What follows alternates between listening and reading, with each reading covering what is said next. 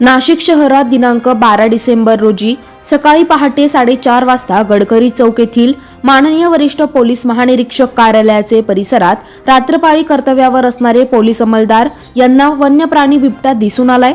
सदर माहिती मिळताच तात्काळ वनपरिक्षेत्र अधिकारी नाशिक यांच्यासह वन्य प्राणी बचाव पथक, रेस्क्यू नाशिक डिव्हिजन, नाशिक शहर पोलिसांचे श्वान पथक तसेच पोलीस पथक घटनास्थळी दाखल झाले।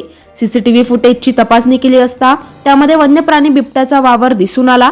त्यानंतर थर्मल ड्रोन तसेच श्वान पथकाच्या मदतीने सर्व अधिकारी कर्मचारी यांनी आयजीपी ऑफिस व शासकीय निवासस्थान परिसर सर्व पिंजून काढला।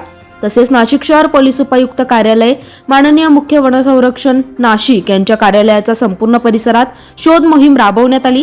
सदर मोहिमेत वन्य प्राणी बिबट्या आढळून आला नाही।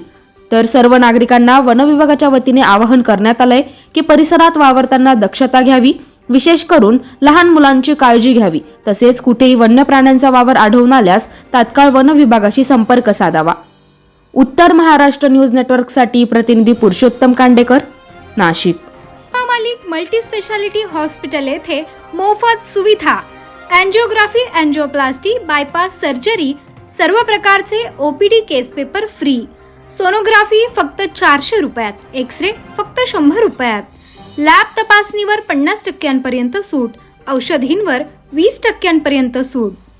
अधिक माहितीसाठी संपर्क 90 90 91 91 96 तसेच 7304 75 56 55।